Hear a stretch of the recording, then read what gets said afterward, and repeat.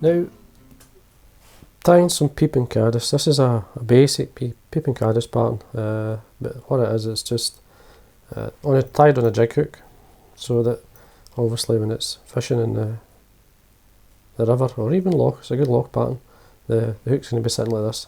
So you have your wee Peeping Caddis coming out with the legs. Now, to form the Peeping Caddis, what you need is just different coloured wools. I've got pink, I've got natural colour, brown, I've got brown, all different colours, like tan and so on. There's some really good colours that would work. Believe it or not, pink can be quite good, but so can, this is a kind of light chartreuse. And basically what you do is to get the head of the Peeping Caddis, the look anyway, just be careful with this, but you basically just set it on fire and then blow it out. Don't touch it, just let it obviously cool down, and then you'll get that impression of a small head of the Peeping Caddis.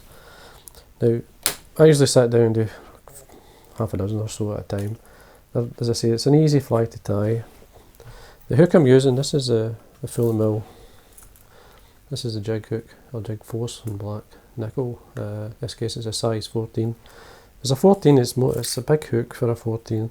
It's just this design, so it'd be classed as a, if you ordered a 14, this is what you would get.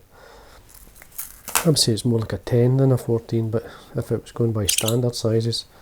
I'm just using a uni thread in black.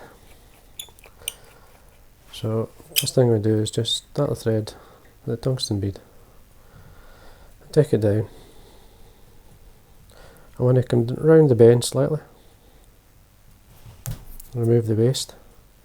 So I've got my wool, Peeping Caddis.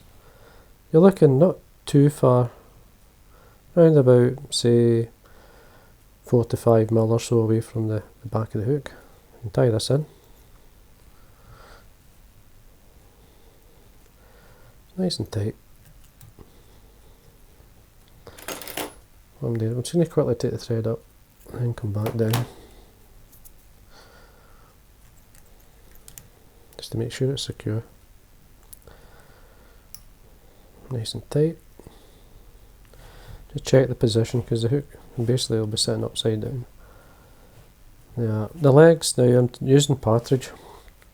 You could wind a hackle at the back, but you still can. But what I do is I get a big feather, like this one, and I'll get 3 flies out of one feather. So you don't need a lot of legs. Still will need to see them, like. So what I'm doing is I'm bringing them 90 degrees from the stem of the feather, tail them away. Got to be longer than the Peeping Caddis itself. Now you basically can roll them round, which just use your finger and the thread to encourage the fibres all the way around.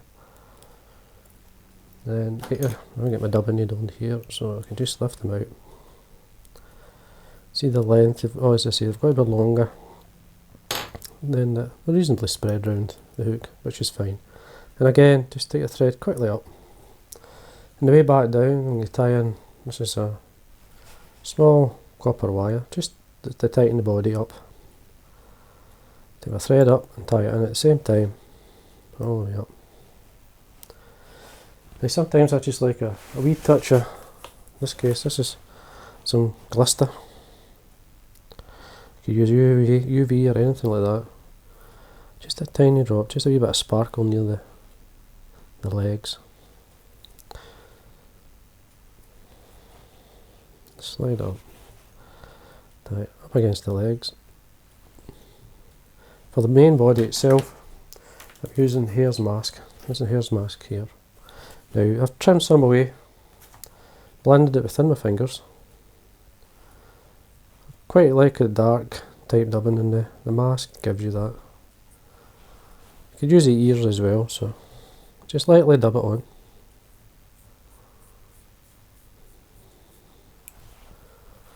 And then we come up, just you can rotate your vise if you can see where you are.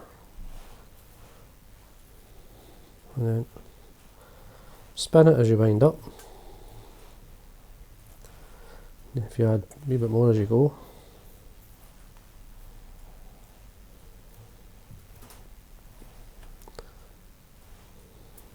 Just all the way up.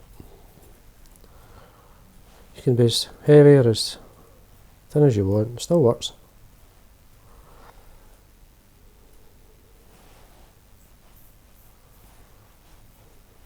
Winter grayling fishing is very popular now, more popular than it's ever been, I think. Caught many a grayling on Peeping Caddis, especially the winter months. Just make sure you get enough dubbing up there, that's fine. Then a wee quick run up through the copper wire, come across, zigzag, make sure it's tied in.